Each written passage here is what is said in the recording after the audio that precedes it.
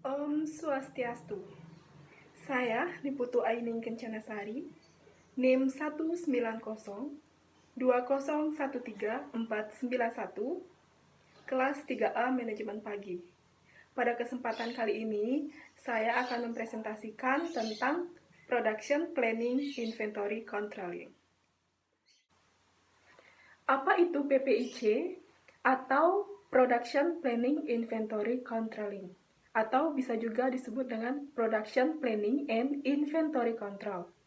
Baik, saya akan menjelaskan pengertiannya, yang artinya adalah pekerjaan untuk mempersiapkan proses manufaktur dan mengelola stok persediaan bahan baku hingga akhirnya diproduksi menjadi barang jadi.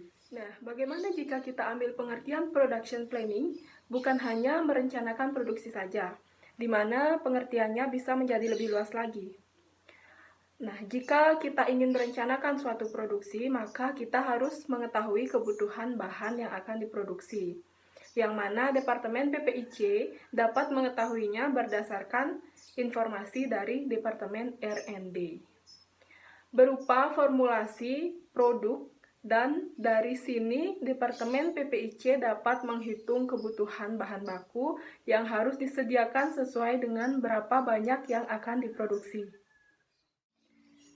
Nah, untuk sekarang, inventory control pengertiannya bukan hanya sekedar mengontrol bahan baku, tetapi bagaimana Departemen PPIC dapat meminimalkan persediaan bahan baku yang berada di Departemen Warehouse, sehingga penempatan di gudang menjadi lebih efektif dan dapat menekan biaya penyimpanan dan pembelian bahan baku.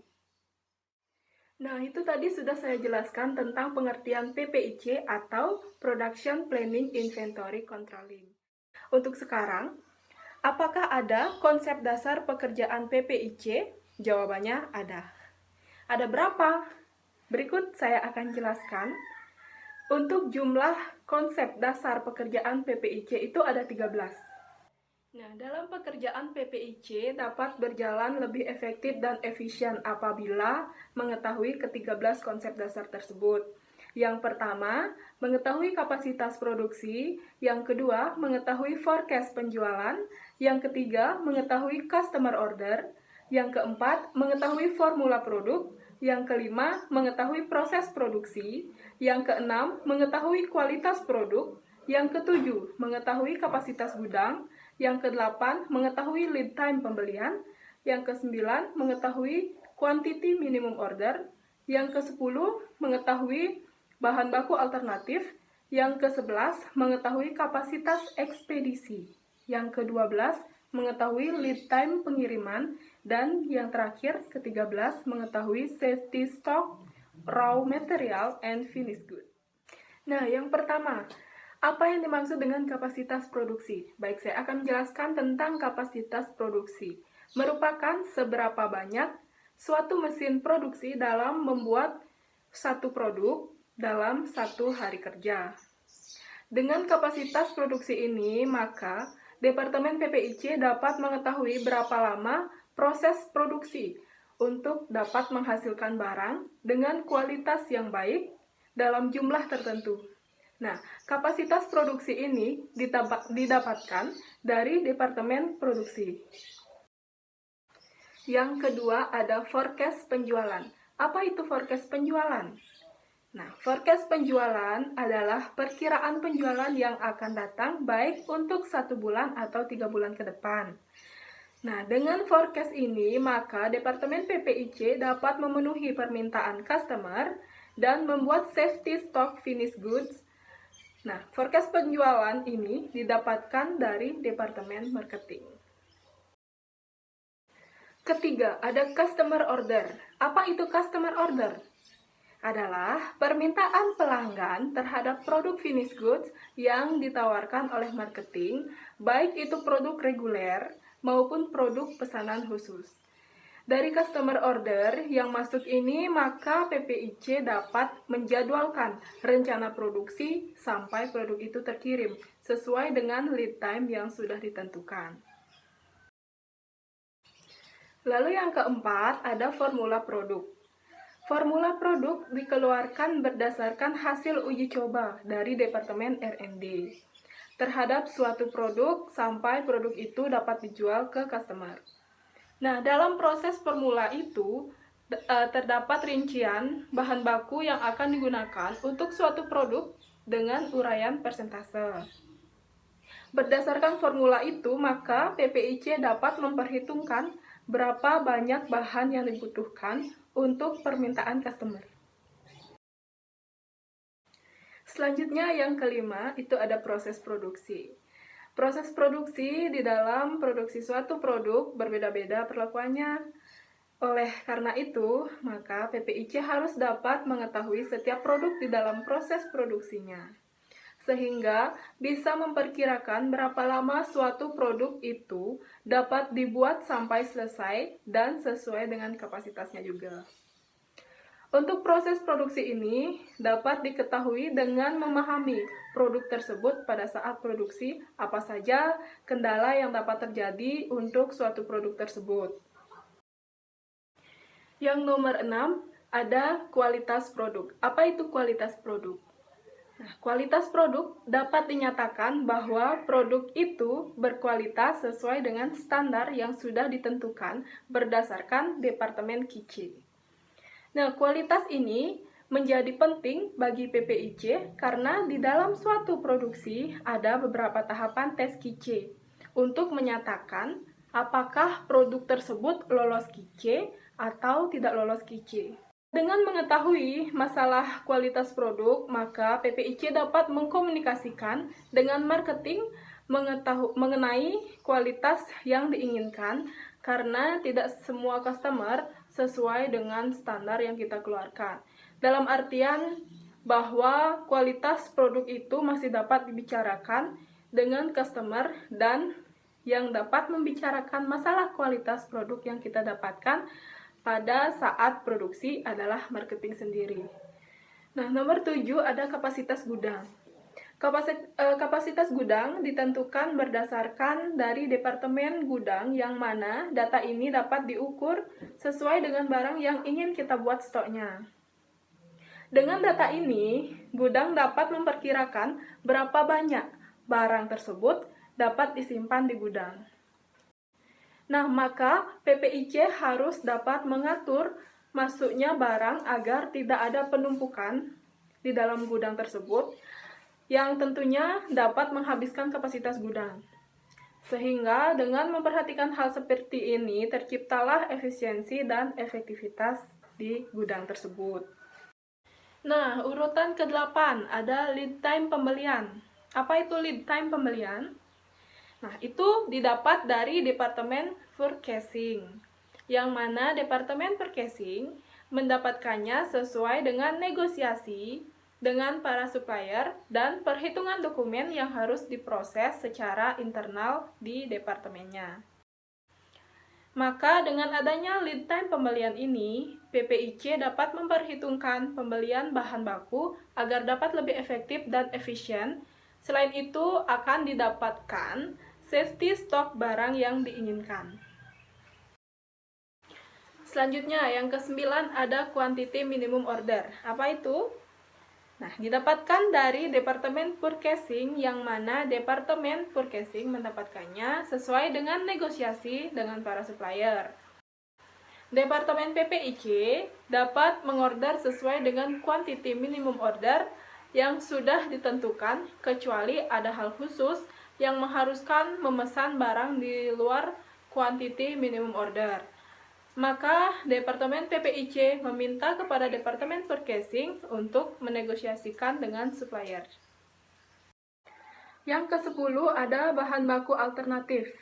Bahan baku alternatif ini berdasarkan informasi dari Departemen R&D, yang mana bahan ini bagi industri sangatlah penting, sangat dibutuhkan. Karena jika tidak ada bahan alternatif bagi suatu produk, dan pada saat produksi bahan baku tidak tersedia oleh supplier, maka produksi akan menggunakan bahan alternatif tersebut. Selanjutnya, kapasitas ekspedisi, urutan yang ke-11. Kapasitas ekspedisi ini didapatkan dari Departemen ekspedisi yang mana informasi ini digunakan untuk memperhitungkan pengiriman barang yang harus dikirim sesuai dengan customer order yang diterima dengan memperhitungkan lead time pengiriman dan permintaan. Pengiriman barang di luar lead time yang sudah ditentukan secara internal. Nomor 12 itu ada lead time pengiriman. Lead time pengiriman ini didapatkan dari keputusan yang telah digodok oleh plan manager dengan departemen terkait yang berhubungan dengan customer order. Nah, yang terakhir, nomor 13, itu ada safety stock raw material and finished goods. Apa yang dimaksud dengan hal tersebut? Nah, hal tersebut sangatlah penting dan diperlukan bagi sebuah perusahaan karena dengan adanya ini, maka kebutuhan akan raw material untuk kebutuhan produksi akan selalu terjaga dan tidak akan mengalami kekurangan di saat produksi akan berjalan dan kebutuhan customer akan hasil yang baik pun akan terjaga dengan aman. Pada saat customer mengeluarkan permintaan akan hasil yang baik, maka akan selalu tersedia. Tadi sudah dijelaskan tentang pengertian dan konsep dasar pekerjaan PPIC. Untuk selanjutnya itu ada hal yaitu tugas dan tanggung jawab Departemen PPIC atau Production Planning Inventory Controlling. Baik, saya akan menjelaskan tugas dan tanggung jawab Departemen PPIC tersebut. Nah, berikut tugas dan tanggung jawab Departemen PPIC. Ada 8. Yang pertama, menerima order dari marketing dan membuat rencana produksi sesuai order yang diterima. Yang kedua, memenuhi permintaan sampel dari marketing dan memantau proses pembuatan sampel sampai terkirim ke pelanggan.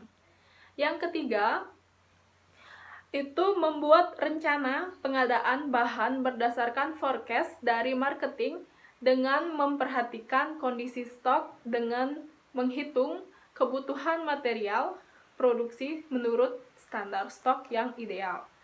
Yang keempat, memonitor semua inventory, baik untuk proses produksi, stok yang ada di gudang, maupun yang akan didatangkan, sehingga proses produksi dan penerimaan order bisa berjalan lancar dan seimbang.